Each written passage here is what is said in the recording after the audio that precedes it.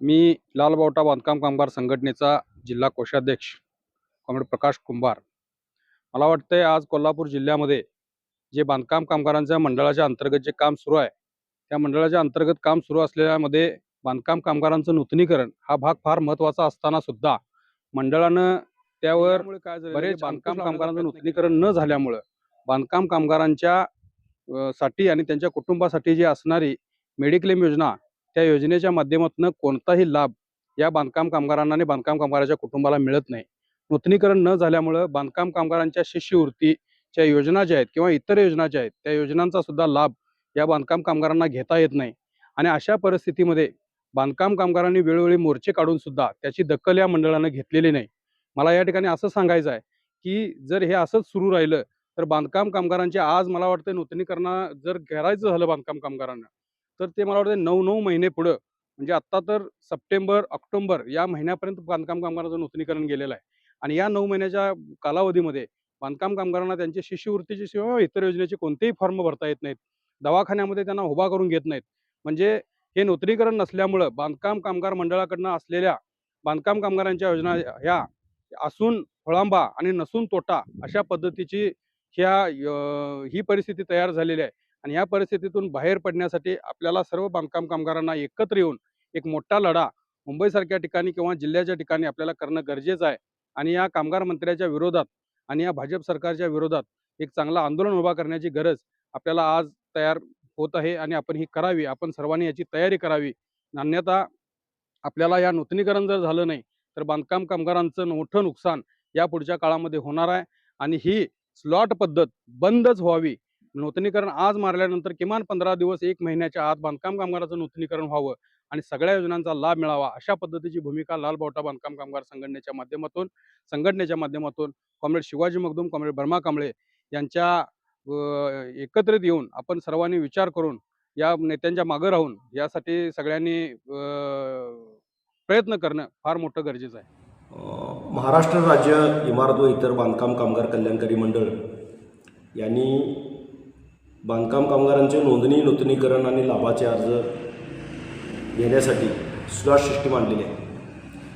या स्लॉट पद्धतीमुळं बांधकाम कामगारांना नोंदणी केल्यानंतर, नूतनीकरण केल्यानंतर, लाभाचे अर्ज भरल्यानंतर त्यांना एक तारीख दिली जाते आणि त्या तारखेला संबंधित कामगारांना आपली ओरिजिनल कागदपत्रे घेऊन कामगार सुविधा केंद्रामध्ये जायचं तालुका स्तरावर आणि त्या ठिकाणी त्या कागदपत्रांचं प्रत्यक्ष व्हेरिफिकेशन होऊन त्या दिवशी बोटाचे ठसे घेतले जातात आणि बोटाचे ठसे घेऊन कामगारांचं प्रत्यक्ष पडताळणी केली जाते, प्रत्यक्ष व्हेरिफिकेशन केलं जातं. सुरुवातीच्या टप्प्यामध्ये तारखा 8-15 दिवसामध्ये, 1 महिन्यामध्ये मिळायच्या.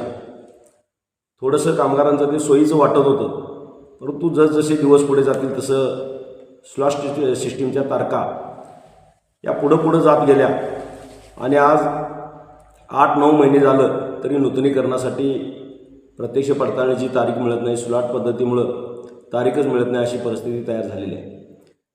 कोल्हापूर जिल्ह्यातल्या काही तालुक्यांच्यामध्ये, उदाहरणार्थ कागल तालुका असेल, गडिंग्लज तालुका असेल किंवा राधानगरी तालुका आणि बाकीच्या अन्य तालुक्यांच्यामध्ये सुद्धा स्लॉटच्या तारखाच मिळायच्या बंद झालेल्या आहेत. सप्टेंबर अखेर सगळ्या तारखा फुल्ल झालेल्या आहेत आणि त्यामुळं त्या तालुक्यातल्या कामगारांना नूतनीकरण करता येत नाही, अशी परिस्थिती तयार झालेली आहे. त्यामुळं कामगारांचं प्रचंड मोठं नुकसान होताना आज आपल्याला दिसतंय. ज्या बाकीच्या तालुक्यांच्यामध्ये स्लॉट अजून सुरू आहे त्या ठिकाणी कुठल्या तालुक्याचा ऑगस्ट महिना आलेला आहे, कुठल्या तालुक्याचा सप्टेंबर महिना सुरू आहे आणि ते सुद्धा या 8-15 दिवसामध्ये सगळे तारखा फुल होण्याची शक्यता नाकारता येत नाही. आणि बांधकाम कामगारांना नूतनीकरण बांधकाम कामगारांचं झालं असल्याशिवाय त्याला कुठलाही लाभ घेता येत नाही, हा मंडळाचा रूल आहे. आणि अशा परिस्थितीमध्ये बांधकाम कामगारांचं मेडिक्लेमचा लाभ असेल, खरं म्हणजे सगळ्यात महत्त्वाचा जर लाभ कुठला असेल तर तो मेडिक्लेमचा लाभ आहे. आणि मेडिक्लेमचा लाभ घेण्यासाठी त्याच्या कुटुंबियांना त्याचा मेडिक्लेमचा लाभ मिळतो, परंतु त्या कुटुंबामध्ये त्या कामगाराचं जर नूतनीकरण नसेल तर मेडिक्लेमचा लाभ घेता येत नाही किंवा इतर शैक्षणिक किंवा बाकीच्या योजनांचा कुठलाच लाभ घेता येत नाही, अशी परिस्थिती तयार झाली आहे. बांधकाम कामगार नूतनीकरण करायला तयार आहे, त्याच्याकडे कागदपत्र तयार आहे, परंतु ऑनलाईन प्रक्रियेमध्ये अर्जच घेतला जात नाही, तारखा मिळत नाहीत, ही त्याची प्राधान्यानं अडचण आहे. आणि या सगळ्यासाठी परवा लालबोटा बांधकाम कामगार संघटना कोल्हापूर जिल्हा कमिटीच्या वतीनं या कोल्हापूरचे सहाय्यक कामगार आयुक्त मान्य विशाल घोडके साहेब यांना एक शिष्टमंडळ भेटलेलं आहे. आणि शिष्टमंडळ भेटून त्यामध्ये प्राधान्यानं आम्ही मागणी केलेली आहे की कुठल्याही परिस्थितीमध्ये ही जी काही स्लॉट पद्धत आहे ती ताबडतोबीनं बंद करा. जे कामगार नूतनीकरण करण्यासाठी तयार आहेत त्यांचे नूतनीकरणाचे अर्ज ऑनलाईन सिस्टीममध्ये घेतले पाहिजेत. आणि ते सगळे घेत असताना नोंदणी असेल, नूतनीकरण असेल, लाभाचे अर्ज असतील, या सगळ्या अर्जामध्ये आम्हाला जो काय मंडळानं, महाराष्ट्र शासनानं बांधकाम कामगार कल्याणकारी मंडळ हे खरं म्हणजे सेवा हमी कायद्यामध्ये आणलेलं आहे. आणि सेवा हमी कायद्यामध्ये आणल्यामुळं बांधकाम कामगारांना अर्ज ऑनलाईन प्रक्रियेमध्ये अर्ज आल्यानंतर किमान 30 दिवसाच्या आत मृत्यू लाभाचा अर्ज निकाली काढला पाहिजे. 60 दिवसाच्या आत नूतनीकरणाचे अर्ज निकाली काढले पाहिजेत.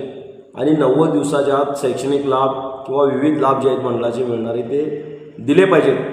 हा सेवा हमी कायदा आणलेला असताना सुद्धा सेवा हमी कायद्याची अंमलबजावणी महाराष्ट्रात महाराष्ट्र बांधकाम कामगार कल्याणकारी मंडळ करत नाही. आणि मग त्याचा सेवा हमी कायद्याची अंमलबजावणी करावी ही संघटनेची प्रामुख्यानं मागणी आहे.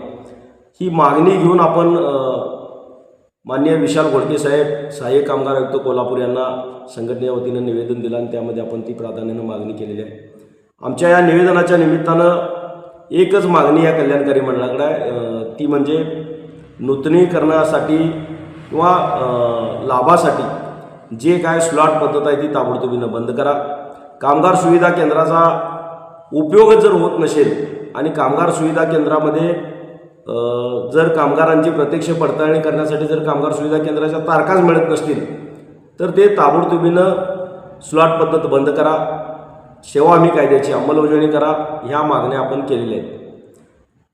जर या आमच्या या मागण्यांची दखल जर मंडळानं नाही घेतली तर आम्हाला नाईलाजानं या महिना अखेरला सहाय्यक कामगार आयुक्त कार्यालयावर प्रचंड मोठा मोर्चा या कोल्हापूर जिल्ह्यातल्या बांधकाम कामगारांचा काढावा लागेल असा इशारासुद्धा आपण त्या निवेदनाद्वारे माननीय सहाय्यक कामगार आयुक्त साहेब यांना दिलेला आहे. धन्यवाद.